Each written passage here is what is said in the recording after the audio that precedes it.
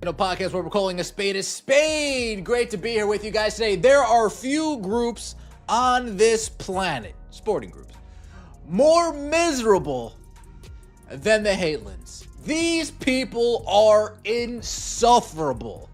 They complain and complain and complain and complain. What's up, Basley fam? The Caitlin Clark haters are living their worst nightmare right now, and the meltdown is absolutely wild. The AP just released its list of the all-time greatest women's college basketball players, celebrating 50 years of the sport. And guess who landed on the first team? That's right, Caitlin Clark. The reaction? Pure chaos. Full-on panic mode from people who've spent years trying to downplay her legacy. But here's what makes this moment different. This wasn't some fan poll or social media trend. This list was chosen by former players and AP writers, people who actually know the game. And they still put her alongside the legends. The haters didn't just lose this one. They got completely crushed by the people whose opinions actually matter. And watching their meltdown, that's exactly what we're breaking down today. They whine and they whine and they whine and they whine. They cry and cry and cry and cry. And today, they have a new thing to cry about. Caitlin Clark missed nearly 75% of this season. Yet still they found a way to complain about her at every single turn. And now that we're in the off season, listen to that frustration. They complain and complain, but there's some serious psychological warfare happening behind all this noise. These haters have poured so much energy into tearing down Caitlin Clark that her success now feels like their personal failure. Every milestone she reaches isn't just a win for her. It's proof that they were wrong all along. And nothing stings people more than realizing they've wasted years hating on greatness. That's why they can't move on. That's why even when she misses most of the season, they're still obsessed with her every move. Caitlin Clark lives rent-free in their heads because admitting she's elite means admitting defeat. But just wait until you hear the mental gymnastics they're using this time, because the logic flips are Olympic level. College basketball experts selecting the greatest players of the women's poll era sounds easy until they try it.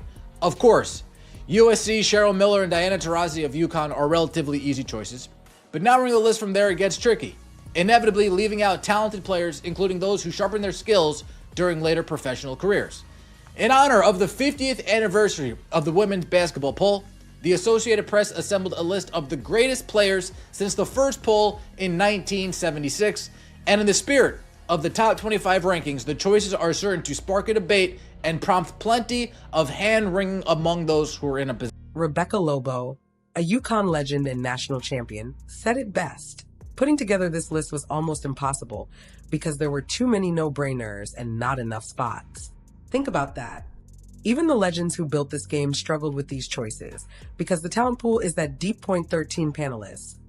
Former players with championship pedigrees and AP sports writers who've covered the game for decades had one job: evaluate college careers only. Not WNBA success, not pro stats, just what each player accomplished during their college years. They looked at championships, record-breaking numbers, and the ability to carry teams to victory. Those were the standards. And when you see who made the cut, you'll understand exactly why the haters can't cope, because their entire argument just got demolished by the people who actually understand greatness. Who aren't on the list. Joining Miller on the front court on the first team are Breanna Stewart and Candace Parker, and Caitlin Clark joins Taurasi as the guards. So you have Breanna Stewart, Candace Parker, Cheryl Miller in the front court, Diana Taurasi, and Caitlin Clark. You're all women's college basketball AP first team players. Here it is, the first team. Cheryl Miller, Breanna Stewart, and Candace Parker in the front court. Diana Taurasi and Caitlin Clark as the guards. That's the all-time starting five for women's college basketball, chosen by people who actually know what they're watching. Now, take a look at the second team. Sue Bird, Dawn Staley, Shameik Holdsclaw, Maya Moore, and Lucia Harris. Absolute icons, Hall of Fame level across the board. And here's where the haters completely expose themselves. They're not mad that Caitlin made the list. They're furious she made first team over Maya Moore. That's their whole argument. Not that she doesn't belong in the top 10, but but that she should have been slightly lower.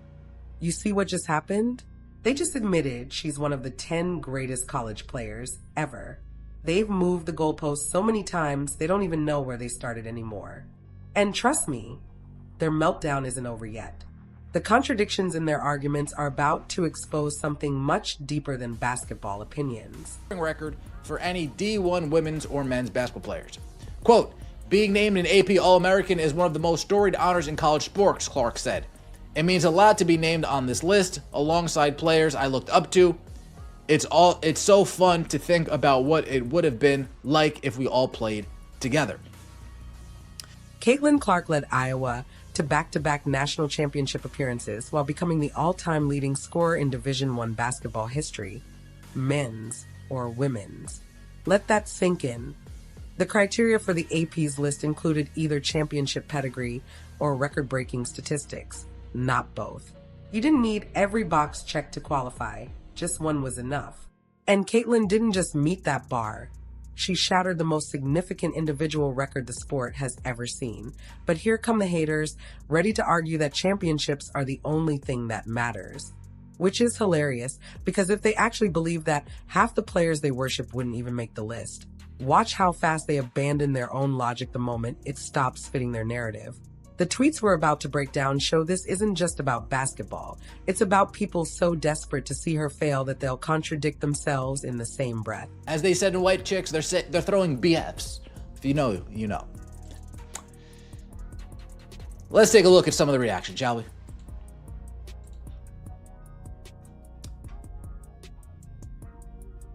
Am I wrong for looking for Sue Bird? Second team. Caitlin Clark was cold in college, but ain't no way in hell she's better than Maya Moore. Missing someone. I was going to agree, but I didn't know Moore won 2 players of the years and not one. She should be first team. She has no type of championship on either level, no MVP, no defensive MVP, just a rookie of the year. How does that make her one of the greats? Because she shoots from the logo? I'm so confused. There we go. Then the reaction started pouring in.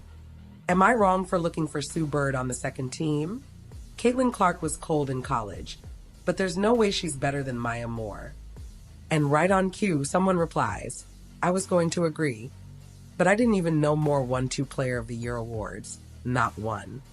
See the pattern? People are arguing with full confidence about players whose resumes they don't even know. They're so emotionally invested in hating Caitlin Clark that they're making bold claims without a single fact to back them up. Then it escalates. She has no championships, no MVPs, no defensive awards, just Rookie of the Year. How is she one of the greats? Because she shoots from the logo? This person is genuinely confused because they're analyzing with feelings, not facts. They can't wrap their heads around the idea that breaking the most important scoring record in Division I history qualifies someone for an all-time list. But here's the kicker. The argument they're about to make next completely destroys their own position. And they don't even realize it. Out in full effect. Wow, Maya Moore should definitely be on this list. Null and void. All these players won national championships except one. So why is she listed? Wow. Everyone but Caitlin Clark won an NCAA women's championship. And how is Maya Moore not first team? Did they check her resume? AP fumbled this one for sure. These people are miserable. That's the only way to put it. These people are miserable. They just want to complain. They just want something to complain about. All these players won national championships, except one. So why is she listed? There it is, the championship argument. The most predictable take in all of sports debate. But here's why that logic completely collapses. If championships are the only thing that matters, then every player on a title-winning roster is automatically better than every player who didn't win one. That would mean bench players from stacked programs are greater than generational talents who carried smaller schools to national relevance. That IT would mean context doesn't exist. Team success does not equal individual greatness. That's exactly why the panel's criteria included multiple factors: championships, records, and impact. Not just one dot, but the haters need championships to be the only box that counts, because it's the one Caitlin Clark hasn't checked yet. They're not analyzing. They're reverse engineering their argument from a conclusion they already decided on. They started with "she doesn't belong" and worked backward to justify it. And when you do that, you expose your bias in real time. But then one comment drops that's so self-contradictory. It breaks their entire argument wide open. Remember the criteria: championship pedigree or record-setting, record-breaking Caitlin Clark. Clearly should be first team on this. It gets worse, folks. It gets worse. Can y'all let her get there? That's y'all fandom's problem. Putting her in stuff she ain't backed up yet. Attention, dumbass. This is college. She's cashed all the checks. She's cashed all the receipts. She's backed it up in college. This is college. People choose not to comprehend. It's okay. Can y'all let her get there first? That's the problem with her fans. Y'all keep putting her in stuff she hasn't backed up yet. And then someone responds with 2 words that absolutely obliterate that argument. This is college. Then they follow up. She's cashed all the checks. She's backed it up in college. That's the breaking point.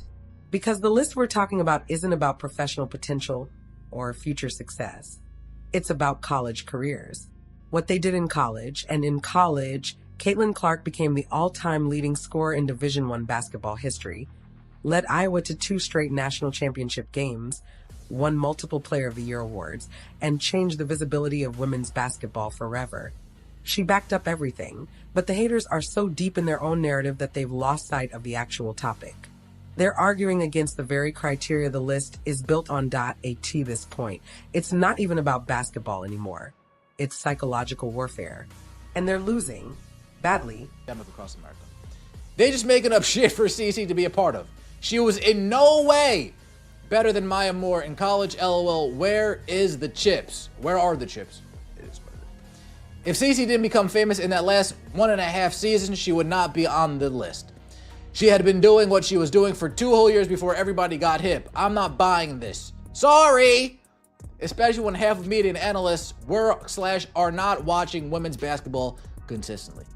I guarantee you, Rebecca Lobo was watching consistently. First team, all greatest. Indeed, priceless. You let them know. You let them know. If Caitlin Clark hadn't blown up in the last year and a half, she wouldn't even be on this list. She's only been doing this recently. That's the claim. And it's completely false. Caitlin was putting up historic numbers 2 full years before the mainstream even noticed. But this is where the desperation peaks. They're now arguing that her accomplishments somehow don't count because people paid attention to them. Think about that logic. She broke the all-time scoring record, but because it happened when the world was watching, it's supposedly less valid. The mental gymnastics it takes to believe that are unbelievable. Then they pivot, attacking the voters. Half these analysts weren't watching women's basketball consistently. Really? Rebecca Lobo, a national champion, Hall of Famer, and analyst who's been covering the game for years, voted. She literally played and watched at the highest level. But facts don't matter when you're this committed to being wrong. And the final tweet? It reveals just how far gone this argument really is. They may have gotten this right. Wow. Whoa. Maya Moore was a better college player than Caitlin Clark. Maya Moore was good. This do not match. 11 national titles combined, and Caitlin Clark contributed none to that total. I would have put Sue Bird, Cheryl Swoops, Ann Meyer, and definitely Maya Moore above Clark. In my opinion, to be a GOAT player, you got to put a title or 2 behind it, or you're at an all-time, or you're at best an all-time great. 1 national title, 11 national titles combined, and Caitlin Clark contributed none. I'd take Sue Bird, Cheryl Swoops, and Maya Moore over her any day. To be a GOAT, you need a championship or 2. Otherwise, you're just an all-time great. Read that again. To be a GOAT, you need championships, or you're at best an all-time great. They just said that without realizing what they admitted, that Caitlin Clark is, at minimum, an all-time great. And what's the name of the list they're angry about? The all-time greatest players. They're literally confirming she belongs while thinking they're arguing against it. This is what happens when your position is based on emotion, not logic. You twist yourself into contradictions so deep. You end up proving the very point you're trying to deny, and you're too blinded by bias to even notice. This person a dumbass? This is literally a list of the all-time greats. Are you okay? Somebody see if that person needs medical attention. Let me know what you guys think in the comment section below. Of course she's going to be on this list. First team, of course. Shoot. We're only having this conversation because of her as it is. Let me know what you think in the comment section. Like the video, subscribe to the channel. That'd mean a lot to me. See you next time, and as always. All right, Basley fam, what we just witnessed was a masterclass in how bias destroys logical thinking. The haters moved goalposts, contradicted themselves, ignored facts, and even admitted she's an all-time great, all while trying to tear her down. The AP got this one right. Former players and veteran writers judged based on college careers only, championships, stats, and impact, and by those standards, Caitlin Clark earned her spot on that first team. This meltdown was never about basketball. It's about people who can't handle being wrong. So the real question is, when Caitlin Clark keeps breaking records and reaching new heights, will they finally admit they miss greatness happening right in front of them?